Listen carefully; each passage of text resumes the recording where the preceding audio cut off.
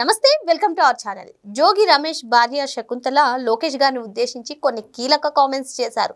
పేరుకే చంద్రబాబు నాయుడు గారు ముఖ్యమంత్రి అని, కానీ అన్ని వ్యవహారాలు చూసేది లోకేష్ గారు అంటూ ఆమె చేసినటువంటి కామెంట్స్ని ఏ విధంగా చూడాలి, దీన్ని విశ్లేషించడానికి మనతో పాటుగా ఉన్నారు సోషల్ యాక్టివిస్ట్ శ్రీలీల గారు. నమస్తే మేడం. నమస్తే అమ్మా. జోగి రమేష్ గారి ఇంటిపైన దాడి, మరి ఇప్పుడు తాజా రాజకీయ పరిస్థితుల నేపథ్యంలో జోగి రమేష్ గారి భార్య శకుంతల బయటకు వచ్చేసి ఆమె ఓ ఛానల్కి ఇచ్చినటువంటి ఇంటర్వ్యూలో పేరుకు ముఖ్యమంత్రిగా చంద్రబాబు ఉన్నారు కానీ మిగతా వ్యవహారాలన్నీ చూసేది మాత్రం లోకేష్ గారే అంటూ ఆమె చేసినటువంటి కామెంట్స్ని ఏ విధంగా చూడాలంటారు? ఇక్కడ వైఎస్ఆర్సీపీ పార్టీ అధికారంలో ఉన్నప్పుడు సకల శాఖల్ని నడిపించింది సజ్జల రామకృష్ణారెడ్డి. జగన్మోహన్ రెడ్డి ఏం చేసేవాడు? ప్యాలెస్లు తలుపులు వేసుకొని కూర్చొని అండర్ గ్రౌండ్లో పబ్జీ ఆడుకునేవాడు. అది కదా అప్పుడు జరిగింది. అందుకనే కదా రాష్ట్రం అల్లకల్లోలం అయిపోయి 30 సంవత్సరాలు వెనక్కి లాగేసింది వీళ్ళు. మరి అదేవిధంగా ఈరోజు కూడా కూటమి ప్రభుత్వం అలాంటి పరిపాలనే అందిస్తుంది. పెత్తనం ఒకరిది, పేరు ఒకరిది అనే మాటలు వీళ్ళు మాట్లాడుతున్నారు చూడండి. అవి వాళ్ళ అవివేకం, వాళ్ళ అమాయకత్వం, వాళ్ళకి సరైన ఆలోచన లేదు, ఎదుటివారి మీద బురద జల్లటమే వీళ్ళ పని అనేదానికి మరోసారి వాళ్ళు నిరూపించుకున్నారు. మరి వాళ్ళ ఇంటి మీద దాడి ఎందుకు జరిగింది? వాళ్ళు ఎవరు చేశారు అంటే వైఎస్ఆర్సీపీ పార్టీ వాళ్ళు కావాలని కుట్రపూరితంగా చేశారు. అది తెలుగుదేశం పార్టీ వాళ్ళ మీదకి నెడుతున్నారు అనేది మనం వింటున్నాం.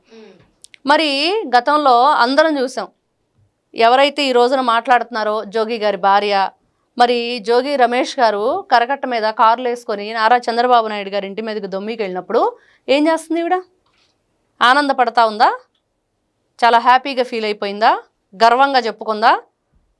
ఏమనుకోవాలి అంటే మీరు దేన్ని ప్రోత్సహించారు ఆ రోజున? మరి ఎన్నో సందర్భాల్లో ఎన్నో విధాలుగా దాడులు కానివ్వండి, వీళ్ళ అరెస్టులు కానివ్వండి, అక్రమంగా 3rd డిగ్రీలు ఇవ్వటం కానీ ఇవన్నీ జరిగినాయి. ఆ రోజున మీ ఆయనకు చెప్పలేదా ఏం జరిగిందో అని? ఇలా చేయటం కరెక్ట్ కాదు, ఈ రోజున మీరు సంతోషంగా ఉండొచ్చు, మళ్ళీ మీకు అవి తిరిగి బూమరాంగ్ అవుతాయని. మరి పార్టీ ఆఫీస్ ఏదైతే ఉందో మంగళగిరిలో, అదంతా కార్యకర్తల కష్టం, వాళ్ళందరూ డబ్బులు వేసుకొని కట్టించుకున్నారు. మరి దాని మీద దాడి చేయించలేదా మీరు? ఎంతమంది రౌడీ మూకల్ని ఎలా పంపించారో చూసాం కదా. అసలు పట్టాభి గారు బోసుడికే అన్నారు, ఎవరికి వాళ్ళే నన్ను అన్నాడంటే నన్ను అన్నాడు అని చెప్పేసి వాళ్ళు నిరూపించుకున్నారు. అరే నేను రా బోసుడికే అంటే నేనే అని. జగన్మోహన్ రెడ్డి నన్ను అంటాడు, సజ్జల రామకృష్ణారెడ్డి నన్ను అంటాడు, మరి ఇంకొకరు అంబటి రాంబాబు నేనేనంటాడు. ఎవరు బోసుడికే? అసలు పేరే మాట్లాడాల. వాళ్ళకు వాళ్లే ముందుకొచ్చి నన్నే అన్నాడు, నేనే ఆ పేరుకు తగ్గవాడిని అని చెప్పి వాళ్లే చెప్పుకున్నారు. అధికారంలో ఉండి ముఖ్యమంత్రి హోదాలో ఉండి జగన్మోహన్ రెడ్డి లా భాష మాట్లాడాడు. ఆ స్క్రిప్ట్ ఎవరు రాసిచ్చారో తెలియదు కానీ ఈ పదాలు వాడొచ్చా వాడకూడదని అర్థం లేని పదానికి కొత్త అర్థాన్ని సృష్టించిన ఘనత జగన్మోహన్ రెడ్డి గారిది ఆ రోజున. ఈ రోజున అంబటి రాంబాబు ఏం మాట్లాడాడు? లా చదివితే లా భాష మాట్లాడమని చెప్తున్నారా? లా అంటే ఎల్ఎల్బి, అది మర్చిపోయాడా? నల్లకోట వేసుకొని నేను లా చదివాను అందుకని చెప్పి లా భాష. ఆ రోజున బోరుగడ్డ అనిల్ని కూడా చూసాం, నేను లాయర్ని, నేను లా చదివానని లా భాష బాగా మాట్లాడాడు. మళ్ళీ ఈ రోజున ఏమంటున్నాడు? ఇంకెప్పుడు బోరుగడ్డ అనిల్ అనేవాడు ఇలా ప్రవర్తించడు అని. రేపు అంబటి రాంబాబులో కూడా ఇలాంటి మార్పు రావాలని కోరుకుందాం అందరం.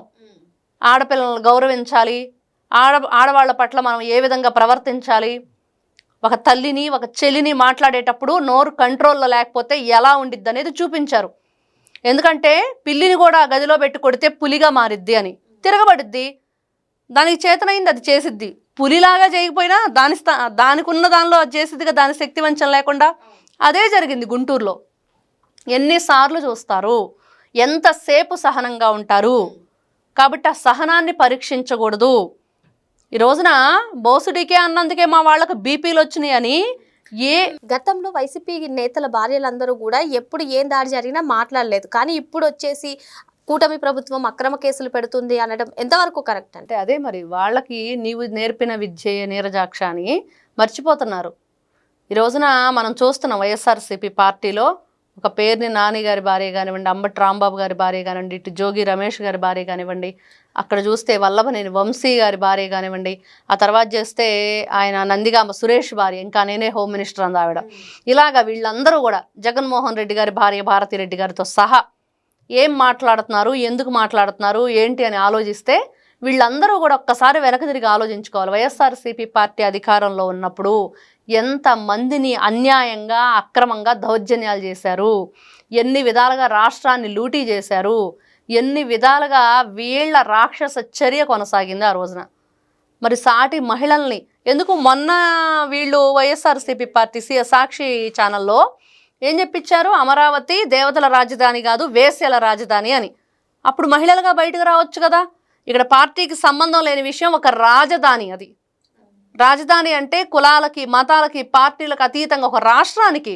మరి అది మర్చిపోయి దానికి కూడా ఎవరు బయటకు వచ్చి మద్దతు ఇచ్చింది లేదు, ఎవరు కూడా దాని గురించి మాట్లాడింది లేదు. ఒక ఛానల్ అధినేత ఎవరు, భారతిరెడ్డి గారు. వాళ్ళ ఇంటి ఆడపడుచునంటే ఆవిడ మాట్లాడదు, వాళ్ళ అత్తగారినంటే ఆవిడ మాట్లాడదు. మరి ఆవిడకి 2 ఆడపిల్లలు ఉన్నారు. మరి ఈ విధంగా వీళ్ళందరూ కూడా తెలుసుకోవాలి మాట్లాడేటప్పుడు. ఈ రోజున జోగి రమేష్ గారి భార్య గారి మాటలు వింటంటే చాలా ఆశ్చర్యంగా ఉంది. మరి ఆ రోజున వాళ్ళ ఆయన కార్లు వేసుకొని కరకట్ట మీదకి వస్తుంటే ఏం చేశారు ఈవిడ? మరి ఆ రోజు ఎందుకు అడ్డుకోలేదు? ఈ రోజున మాట్లాడే నోరు ఆ రోజు ఎందుకు లేవలేదు? ఏ కేసు వచ్చినా లేదంటే ఏ దాడి వచ్చినా ఈ మధ్య కాలంలో వైసీపీ నేతల భార్యలు బయటకు వస్తున్నారు. అంటే మహిళలతో రాజకీయం చేయించే ఆలోచనలో ఉన్నారా, లేదు అంటే అరెస్ట్ అయితే మహిళలకు సీట్లు ఇచ్చే ఆలోచనలో ఉన్నారా? అసలు ఏ విధంగా భావించాలంటారు? మహిళలకు సీట్లు ఇచ్చినా, వాళ్ళ భర్తలకు సీట్లు ఇచ్చినా వాళ్ళు గెలిచేది లేదు, ఏమి లేదు. అదైతే క్లియర్ కట్గా అర్థమైపోయిన విషయం. వాళ్ళు ఈ రోజున ఏ విధంగా ఎదుర్కోలేక రాజకీయంగా వీళ్ళు చేస్తున్న పనులకి వాళ్ళు సమాధానం చెప్పుకోలేక ఆడవాళ్ళని అడ్డం పెట్టుకున్నారు. ఆడవాళ్ళ చేత రాజకీయాలు చేపిస్తున్నారు. ఈ విధంగా దొంగచాటు రాజకీయం అంటారు, ఇంకేం అనలేం దాన్ని. వాళ్ళు ఎదుర్కోవాలి. నువ్వు ధైర్యంగా ఆ రోజున అధికారంలో ఉన్నప్పుడు ఏ విధంగా విర్రవీగావు, ఏ విధంగా బూతులు తిట్టారు, ఏ విధంగా రెచ్చిపోయారు. పసుపు కండవాలు మెళ్ళో వేసుకొని వస్తే వాళ్ళ కండవాలు తీసి కాళ్ళ కింద వేసి తొక్కలేదా? వాళ్ళ షర్ట్లు కూడా తీయించలేదా? మరి ఇవన్నీ చూసాం కదా అందరం. అమరావతి మహిళలు, రాజధాని రైతుల్ని ఎన్ని విధాలుగా ఇబ్బంది గురి చేశారు. రౌడీలు అన్నారు, పేటీఎం గ్యాంగ్ అన్నారు, డబ్బుల కోసం పెయిడ్ ఆర్టిస్టులు అన్నారు. జగన్మోహన్ రెడ్డి ఒకటి చేసి ఒకటి చేయకుండా ఉన్నాడా? ఈ రోజున ఇంట్లో కూర్చొని పబ్జీ ఆడుకుంటున్నాడు. ఈ రోజున ఆయన రాష్ట్రంలో అడుగుపెట్టే ధైర్యం ఉందా? సజ్జల రామకృష్ణారెడ్డి నిన్న వెళ్ళి పరామర్శించి వచ్చాడు అంబటి రాంబాబుని. ఏమని, ఎందుకు పరామర్శ, దేనికోసం, బాగా కొట్టారా, ఇంకా గట్టిగా కొట్టాలనుకున్నాను, గట్టిగా తగలేదని అడిగి కూర్చుంటాడా? ఇట్లా వీళ్ళ ఆలోచన విధానం.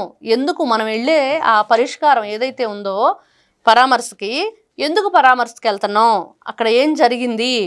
ఈ రోజున అంబటి రాంబాబు ఆ రోజున తీసుకుంది ఏంటి, అక్కడ నేను గుడికి వెళ్ళి పూజ చేయించుకొని ఏదైతే ఒక చిన్న ప్రెస్ మీట్ పెట్టుకొని వెళతానని. మరి ఏం చేసావు? భాష మాట్లాడావు కారులోంచి. వెంటనే నీ పక్కనే ఉన్నాళ్లే షూట్ చేశారు. ఎవరి దాకా ఎందుకు, నీ కారులో కూర్చున్నాళ్లే షూట్ చేశారు. అవే బయటకు వచ్చినాయి. నీ సాక్షి ఛానల్ వాళ్ళే నిన్ను బట్టబయలు చేసేశారు, నీ వ్యవహారం అంతా బయట పెట్టారు. కాబట్టి జోగి రమేష్ అయినా అంబటి రాంబాబు అయినా ఈ రోజున ప్రతి ఒక్కరం ఒకటే కోరుకుంటున్నాం, అంటే కక్షలు కార్పణ్యాలు కాదు, ఏదైనా సరే తెగే వరకు లాగకూడదు, సహనాన్ని పరీక్షించకూడదు, మహిళల పట్ల గౌరవంగా ఉండాలి. లేకపోతే కుక్క కాటుకు చెప్పు దెబ్బలాగా వీళ్ళు చేసి ఇట్లాంటి పిచ్చి పనులకు ఖచ్చితంగా ఇట్లాంటివి జరుగుతాయి.